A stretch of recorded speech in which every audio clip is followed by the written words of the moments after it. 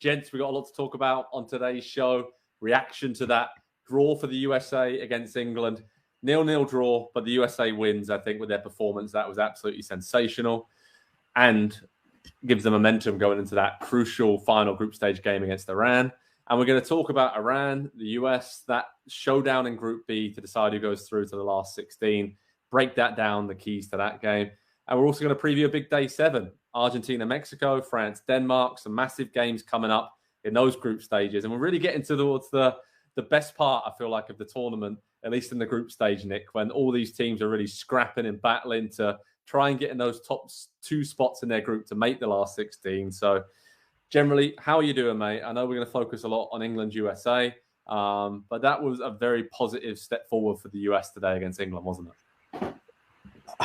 Yes. You guys have talked with me about the U.S. men's soccer program for years and years and years, and we've been fortunate enough to stay together as a crew here. You will never hear me as positive as I was. Yes, I was thrilled when the U.S. beat Mexico in that fancy Champions Cup game, but I feel, and it may be undone in 5 days in terms of the overall feeling of this tournament, but I feel a pride restored in the program. Today feels like the day that Christian Pulisic and Tyler Adams and Anthony Robinson put their names as the same sort of blood and guts that we saw from Brian McBride or Carlos Bocanegra or Claudio Reyna.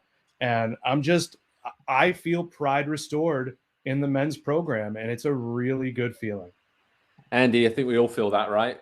Nick saying what we're all really thinking about this US team. It was a coming of age, really, performance. And you kind of got the feeling that these players, a lot of them play in England. They've been hearing from the English media, from their teammates, from fans about how England are going to beat the US and it's going to be a walkover. And they really just had that grit and determination today, like Nick said, that kind of reminded you of US teams gone past. And they're talented. They hit the crossbar. They came close. And if anybody was going to win it, it was going to be the US. And that is a big, big statement from them against one of the favorites many people thought for the tournament. Yeah, it feels like this is the first time the U.S. men's national team has taken the grit and the determination that has always kind of, been the defining characteristic of the American soccer player. It's always been a bit of a trope that we've used and whatever, it's fine. But they took that and they combined it with the most talent that the U.S. men's national team has ever had on a team at once as well, in a way that we've not seen before. But that talent has been there the last couple of years as this young group has come through and learned what it means to kind of make the national team program their own. They are, I know Greg Berhalter's the coach, but they run the program. The players, especially internationally, it is so much down to the talent and the confidence that players have in themselves. And they came into this tournament, I think people were slightly pessimistic, I would say, was kind of the mood around this team. And they have shown in both games for at least 45 minutes and for nearly 90 against England that they belong at not just at a tournament like the World Cup, but they belong as one of the best teams at a World Cup. Like, they took that step, I think, in this game against England, just showing the confidence and the performance that they did. Absolutely. I think they must have taken so much confidence from seeing the likes of Canada and Mexico, how they've played against so-called bigger nations from Europe, and then seeing the likes of Saudi Arabia upset Argentina and then Japan beating Germany. And it seems like a really wide open tournament. So if the US can get themselves out of the group, then it seems like they've got the spirit there and obviously the quality to do that. Obviously, goal scoring is a bit of an issue, but there were chances created. So that was another step forward, I think, today. And they're still trying to find, with Haji Wright and Josh Sargent coming in and out for the last couple of games, that right combination and focal point up top. But yeah, I mean, England just really didn't have anything in this game. No tempo. They're very flat.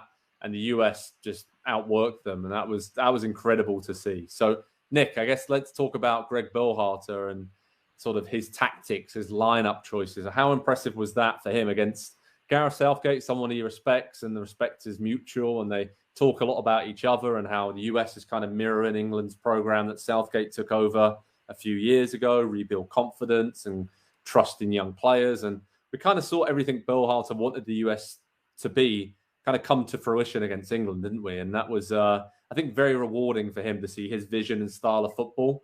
You can take it to the biggest nations on the planet and it will work. Yeah, if you use your best players. And that's the thing I give him the most credit for. We've been waiting 3 years, whether through health, there have been a lot of injuries, whether it be Tim Weah, Gio Reyna, Pulisic missed a significant amount of time. But this was most of his best players with good players coming off the bench. And he kind of, I think, got over a little bit of his pride and then nailed it with the game plan. And I'll tell you what, I don't think we thought he waited too long to make subs to a man. I think we all thought that in the first game. But the reason he didn't have to, and we didn't really have to have that discussion in the second game, is because his players kept executing his plan. They came out of the second half. England pressed them on the first stanza. The first 30 seconds, they pressed high. Tim Ream cut it up, and they went down the other way through Yunus Musa and nearly produced a scoring chance. They played football, soccer, whatever you want to call it. They played it for 90 minutes, and that is super encouraging.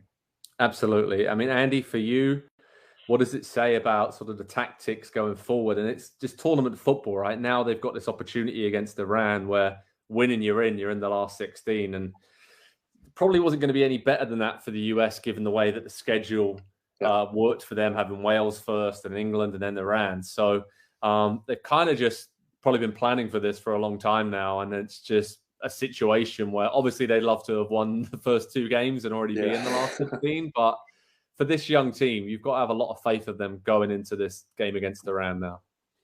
Yeah, it is interesting because I think I feel more confident or just better about what they've done and where they're headed after drawing both of the first games than I would have, say, they had beaten Wales and lost to England. And obviously they would have an extra point and they'd be in a better spot with regards to the group stage and getting to the knockout rounds.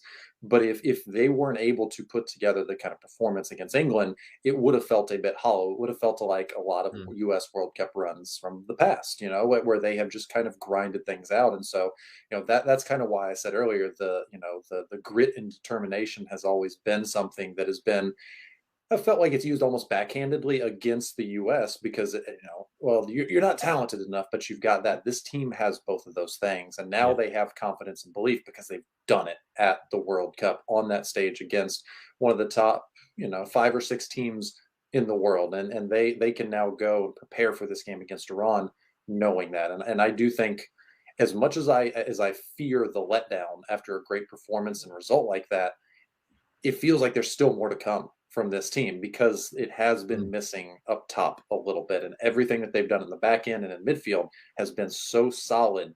It feels like there's still something more to come from that group of forwards because we've not quite seen yet enough from Christian Pulisic. I think it's a Gio Reyna game against Iran, as deep as they're going to sit. And I'm excited for that because, one, he's going to be very fresh, having only played 10 or 15 minutes so far. But I think that sets up perfectly for him as well.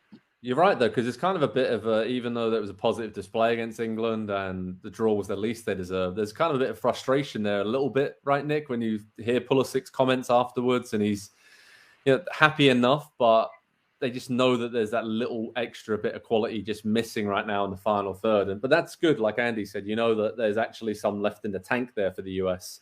Well, and, they're going to get better. Joe, it's good that they think that way. True. You want them to think, and I don't want to sound like a jerk when I say this, I want them to think that they're better, that they are better than they are. Mm-hmm. And I want them to think they are now what they can be in 4 years when this tournament is on U.S. soil. What I love about Weston McKennie and Tyler Adams and Pulisic is there's all this sort of swagger as if they're all in the running for the best 11 of any tournament that they're in. And I want that. I need a coach to understand when one of them needs to come out. I need a coach to understand which of these players who also is showing that swagger. For example, and I'm not picking on him at all, Aaron Long's got a lot of swagger too. I don't need him in the 11 against England. So I really appreciate how they've put this team together. And there's also a confidence. We saw it. I didn't like Shaq Moore coming in over, say, a Joe Scally or a DeAndre Edlin, but the confidence Berhalter has in this, as opposed to, and we'll talk about England later, Joe, what would it take for them to put in another center forward? All that talk we had about Ivan Toney or Callum Wilson, and it doesn't matter who you bring if you're not going to let them play. So Berhalter's faith in his men from 1 to 23 is really strong. Yeah, I think Gareth Southgate's faith in his tactics, I think, is going to get criticised a lot. As good as USA were, England were awful. Let's just call it how it was. They had a couple of chances. Harry Kane had a shot that was blocked in the first half. Saka and Mount had kind of decent opportunities.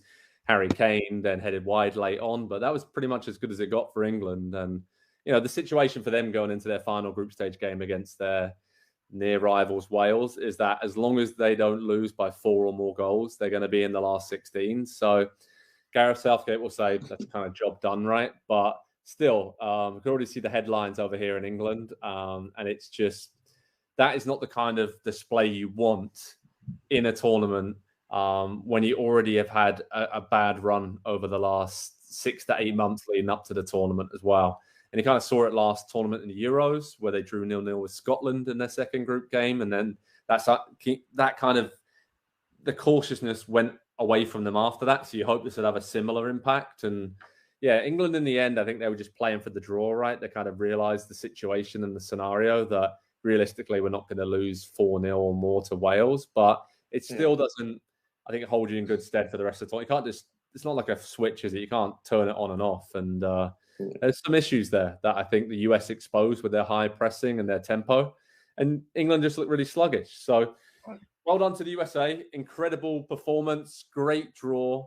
And over on Pro Soccer Talk on NBCSports.com, we'll have lots more analysis, reaction, and news from Greg Berhalter and his side as they reflect and I think revel in that performance against England. And it sets them up for that winner-takes-all clash against Iran, really. The US need to win to go through. A good scenario for this young team. Great tournament experience.